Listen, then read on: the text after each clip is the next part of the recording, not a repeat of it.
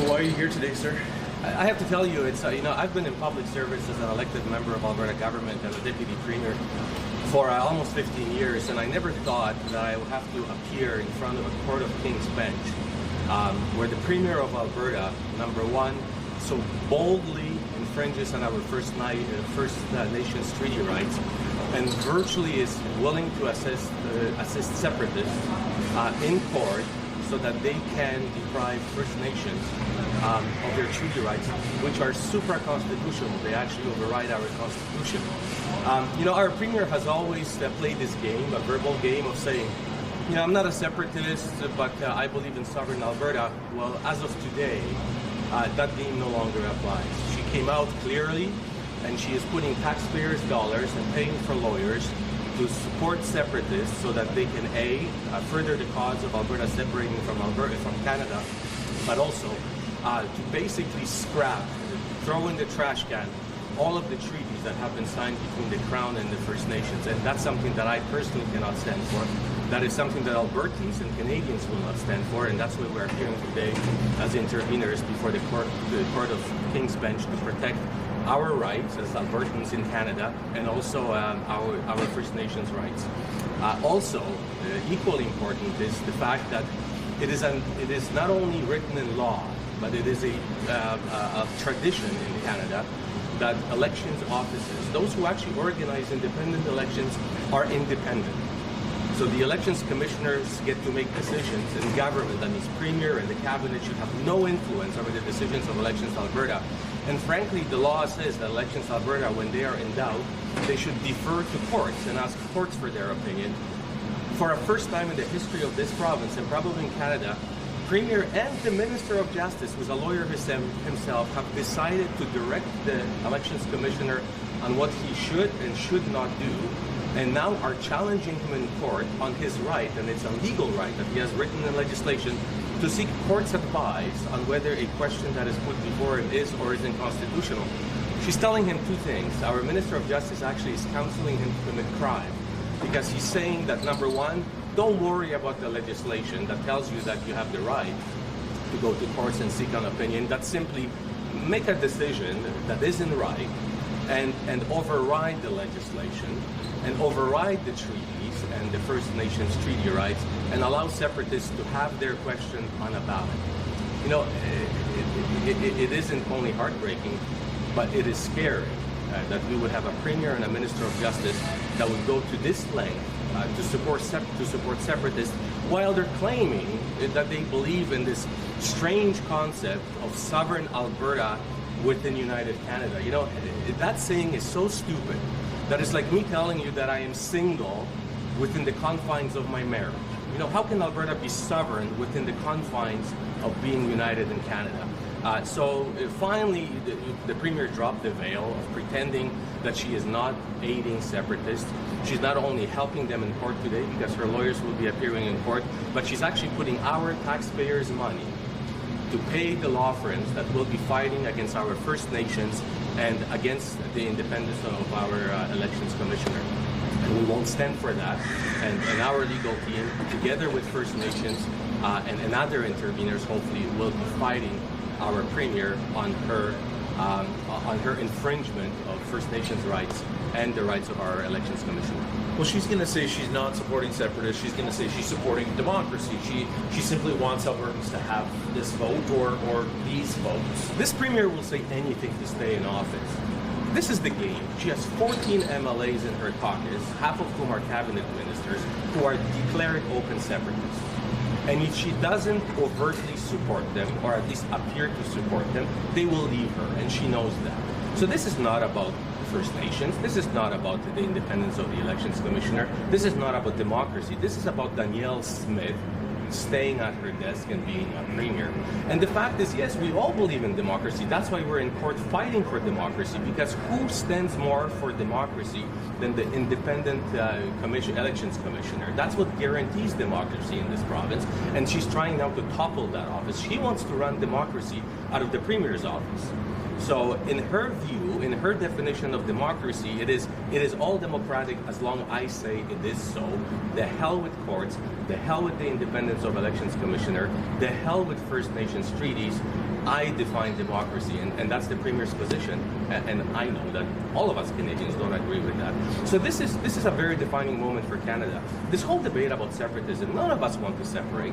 There might be some small group that actually considers it, but the fact is we don't want a referendum on separation. We want to send a strong signal to the rest of Canada and to the world that Canada is not divisible. That Alberta is not up for sale to either the United States or to separate as a separate country, and that we are united internally so that we can be strong externally in a world that's very turbulent right now. Is this all just a big waste of time and money? Because whether it's your question or their question, it looks like there's no doubt Albertans are going to vote on this matter one way or the other. So why don't we just get to it? Well, first of all, their question is unconstitutional. It is proposing Alberta separating from Canada, and you can't constitutionally do that because First Nations treaties have supremacy. That's number one.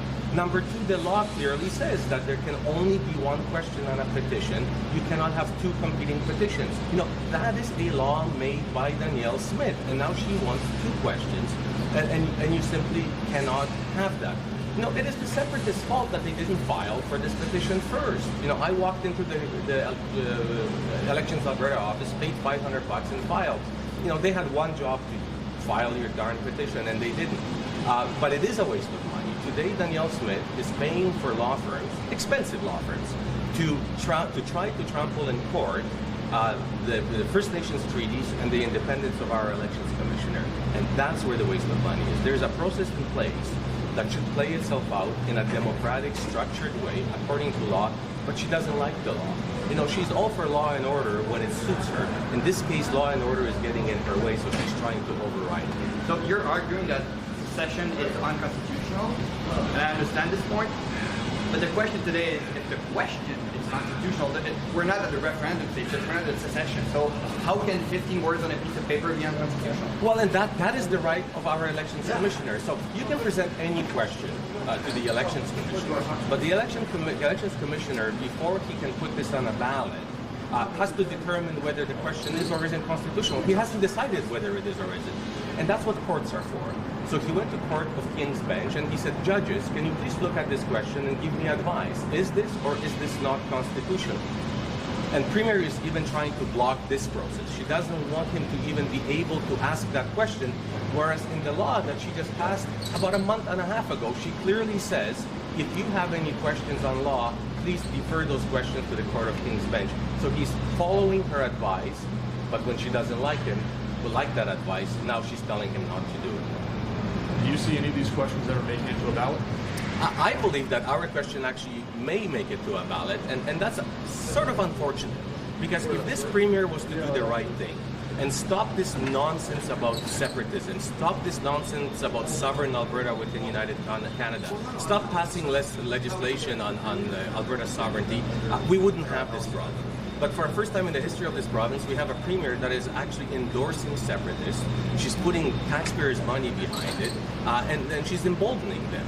And unfortunately, that is going to lead to a referendum. And maybe we need that referendum. You know, I don't want only 300,000 signatures. I want 1 million signatures to send a strong signal to this premier, to this justice minister, and to the rest of Canada that, you know, yes, there is a segment of Albertans that are sort of fantasizing about separating, but the fact is that the vast majority of us want nothing to do with it. We want to focus on what's good for Canada, what's good for Alberta, and frankly, what's good for Canada internationally. To get a full sense of the legal process, how significant or how consequential is today? Today is very consequential because the court will make a ruling on number one, whether the elections commissioner has the right to ask this question in the first place, and it's abundantly clear in law that he does.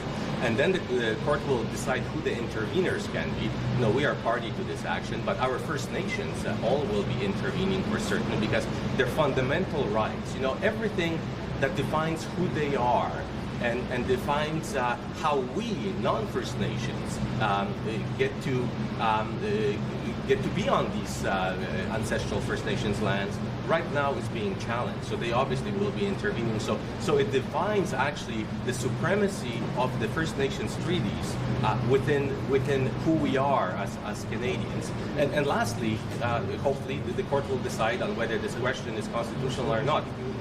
What the Premier is not telling you that separatists have one more problem, because it's abundantly obvious that their question is unconstitutional, but I cannot prejudge. That's for the courts behind me to decide. But they have another problem. Premier Smith, in her Bill 44, clearly wrote that there cannot be two competing questions at the same time, which means there cannot be two petitions at the same time. Well, she didn't think that I would be filing a petition. She thought there would be only one petition. So now she has a problem where separatists are coming in late to the game. So now she's telling Elections Alberta, scrap that idea and let them have their petition as well. Well, so even if the separatist group was to be successful in this hearing, Elections Commission still has to make a decision on that second question, which is very well defined in law. In the event